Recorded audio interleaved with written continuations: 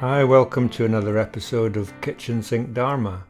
And I want to talk about something today that comes up quite a lot in the Dharma, and that's the idea of letting go. So when I first started meditating, I'd been on a couple of retreats, I'd started to get into daily meditation, and I'd been reading and listening to the Dharma, and I came across a number of references to letting go. This is something you were supposed to do to be good at letting go. So, for example, this quote from the Thai monk teacher Ajahn Chah comes up every so often, which is, "If you let go a little, you will have a little peace. If you let go a lot, you'll have a lot of peace. If you let go completely, you will have complete peace." And I liked it. To me it made complete sense. I'm not often very good at letting go, but the idea made sense. The root of our problem is clinging, it's grasping, it's attachment, and we need to learn to let go. And the more we learn to let go, the less that we'll suffer. So the idea is that freedom is available to us if we just stop being so attached to things. So the idea sat there and it fermented for a while, and I could certainly see how letting go of something like anger could free us. Although again, my success in that particular domain was quite mixed. But I was quite challenged by the idea that if you let go completely, you'll have complete peace. Because does that mean we just have to let go of everything? Does it mean we have to, for example, we have to cut off our closest relationships? Do we have to give away our possessions?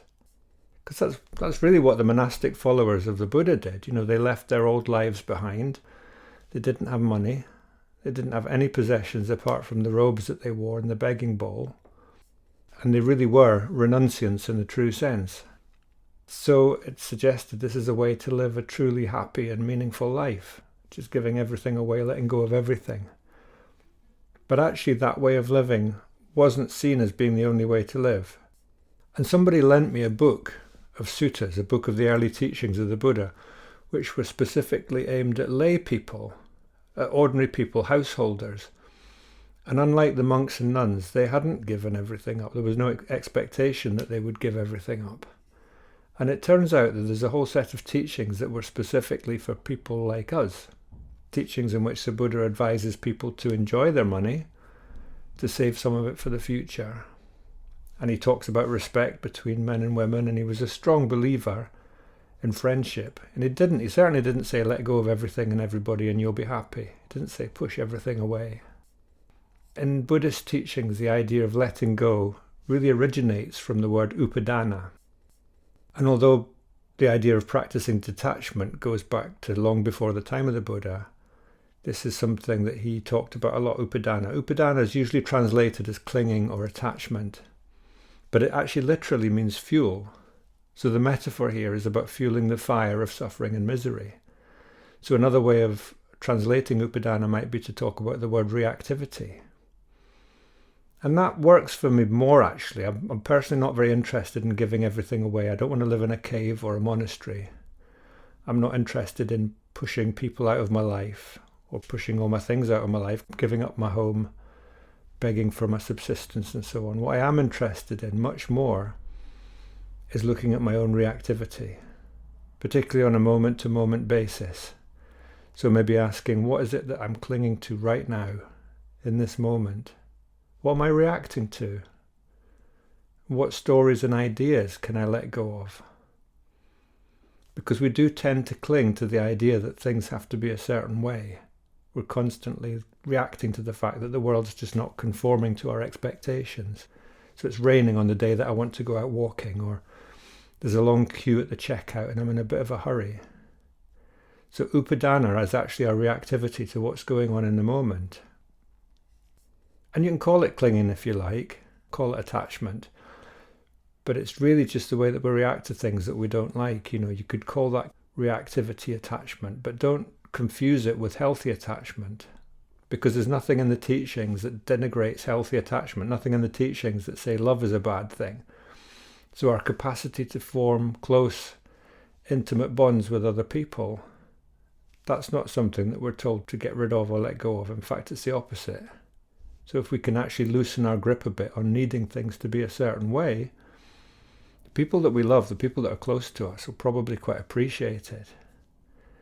And there's a famous quote from Thomas Merton, the Christian mystic. He said, "The beginning of love is to let those we love be perfectly themselves, not to twist them to fit our own image. Otherwise, we love only the reflection of ourselves that we find in them. If you've lived in the world long enough, you've been around for a while, you'll know that there's no point in trying to fix somebody. Maybe that is an idea that we can usefully let go of. And while we're at it, we could maybe also let go of the idea that someone else is going to fix us, or that a relationship is going to complete us, or it's going to allow us to avoid having to wake up and grow up and face who we are. So letting go covers so much. It's a big, undefined term. Gets used a lot. And you could say that this path involves a process of letting go of expectations, maybe a softening into not knowing. And that gives us a kind of resilience that comes from not having to argue with reality, not having to deal with things being fixed and certain, but just flowing with life. In my experience, we don't just decide that we're going to let things go, and then suddenly as a consequence our lives get better. In fact, I think letting go can be used as a sort of spiritually acceptable pushing away, subtle form of aversion. And it's not an act of will. Letting go is not an act of will. To me, it's much more about a cultivation of certain qualities. And when we cultivate those qualities, our suffering and our stress start to fall away by themselves. We don't have to let them go. They just disappear. So here's some examples. Say if you really love yourself, if you learn to value yourself, you don't need to hold on to the things that deplete you. They just fall away by themselves. Another one is if you have a capacity for forgiveness, then you don't actually have to let go of anger and resentment. They're just things that leave by themselves. And if you're practicing generosity, or if you want to use the Pali term dana, it's another example. Anyone new to these teachings, the Buddha often started by teaching dana, generosity. And when we do that, when we cultivate a generous and open heart, and when we acknowledge our own interconnectedness, then our tendency to cling and crave and desire things just naturally diminishes. There's something quite paradoxical about it. If we can actually embrace our life and our circumstances just as it is, welcome everything in, then there's a loosening of the grip of reactivity. There's a letting go. We're actually letting go of suffering. Because there's actually, in most people's lives, there's a constant background tension. You might not always notice it, but it's there. Even people who consider themselves to be quite happy, it's a tension that's always there to the point that we don't even see it. It's just like the water that we're swimming in. And we can't push that tension away. We can't just decide we're going to let it go. We can't just cure ourselves with the mantra, I should do this, I should do that. It doesn't work. What we can do is we can create the conditions to allow our agitation and our tension to calm. So if there's some part of your life where you're able to embrace change and uncertainty and able to accept things as they are, you might notice in that part of your life there's a letting go of reactivity. And if there are some moments in your day when your thoughts are more generous, more open, more forgiving, maybe a bit less self-referential, you can just notice that. And in Buddhist language we talk about this, we call it cessation. The cessation of suffering, a glimpse of nirvana, basically. We have to valorize those moments because we can live our whole life like that. You can imagine a whole life where you're not led by reactivity, where you can actually remain steady. Whatever chaos is going around you, you can stay steady. So Pema Chodron, who's a Tibetan nun, wrote about how things don't really get solved. They just come together and fall apart again. We don't fix things. And healing comes from allowing that to happen, from making space for all of that to happen, just allowing room for not knowing. And sometimes, it's about just staying with the shakiness of being alive. And if we really understand this, then we understand that letting go doesn't require any pushing away, it doesn't require any effort. Everything just comes together and falls apart by itself. Everything appears and then changes and then disappears. And on a moment-to-moment level, which is the level of mindfulness, we can see that very clearly. Our experience never stays the same, not for anybody. not for a moment. And just by practicing with this, as Pema Chodron puts it, by allowing room for all of this to happen, we're practicing freedom. We're practicing awakening.